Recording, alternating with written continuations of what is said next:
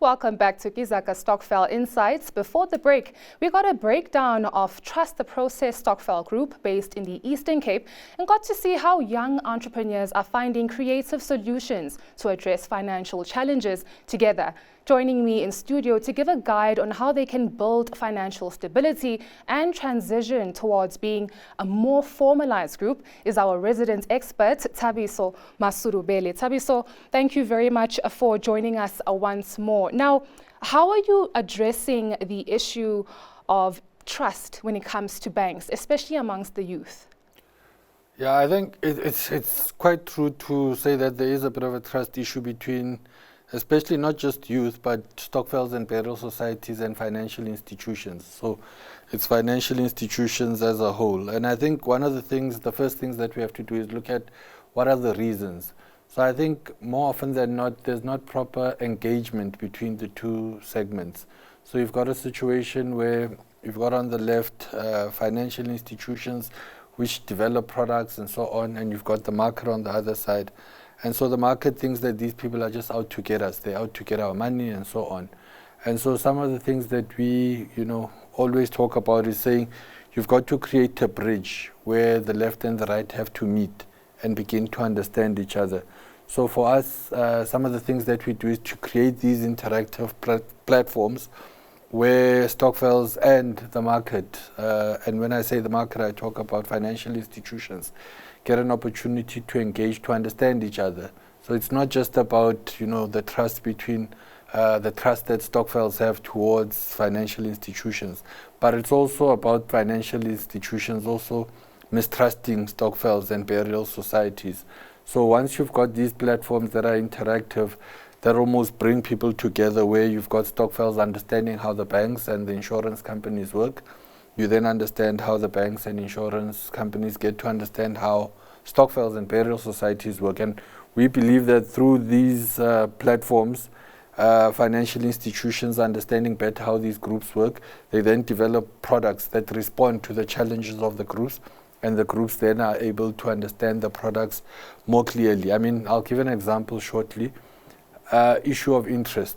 A Stokvel will say we made a deposit in a bank and they told us that, it's X% interest, but the modalities and the details aren't explained. What does this mean in real terms? So if we deposit 12,000 Rand, what does this term mean? So they then come end of the year, Stokvel says, we were told that if we deposit X amount of money, this is what we'll get. We receive less than what we got. And more often than not, we find that it's a function of the consultant and the bank not clearly, explaining the type of interest that would be employed to their funds. And the disjuncture is at a point of communication and making sure that people understand from both sides. And it makes sense for such a disconnect to even exist. I mean, there seems to be not a mistrust amongst them as members as well, because they do want to save, but there's an issue of consistency. So what budgeting incentives would you suggest? Look, I think the issue of consistency with saving boils down to discipline.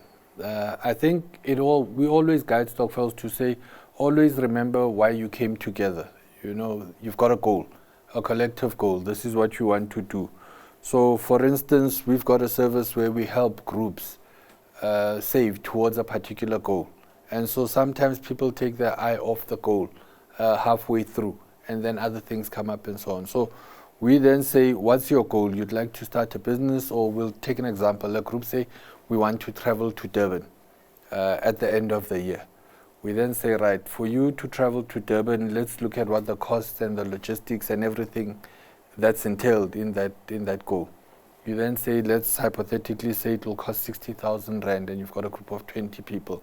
You then work it back and say, in order to arrive at 60,000 Rand, which is your target for the year, you've then got to save X amount of money. So for 60,000 Rand, 20 members in a group, you're probably looking at 250 Rand per member per month, which gives you 5,000 Rand a month. You times that by 12, it gives you the 60,000 that you've targeted. So we then put that plan in place to say at the beginning of January, this is the amount of money that you've got to contribute. So in that way, at least there's a discipline factor where that you know what you're working towards, and it becomes a priority.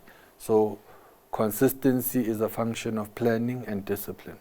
Do you think that their current budgeting system works for them right now? Because I think they allocate individuals for each week, and they also have they penalize you as well if you're late. I think it's a 10% increase.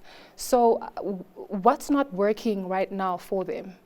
I think for me, the takeaway is you've got to have goals, not too many goals, if I may put it that way.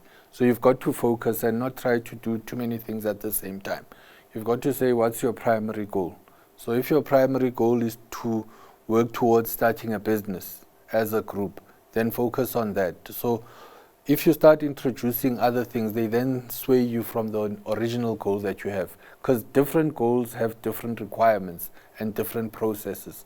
So some of these processes will then work against each other.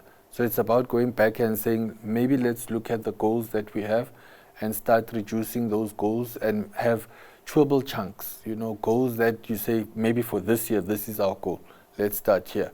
If we want to start giving each other money and paying back with interest, that will be a goal once we've built up a capital base, once we've gotten enough resources or something along those lines. So in the planning, one of the things that we say is that be careful about the goals that you set. Some things might look easy, but when you unpack it and go into the planning, it's not as easy as you might think. And so you end up with a lot of goals that work against each other. Well, surely too many goals equals to a lack in consistency. But we will be back with more after this.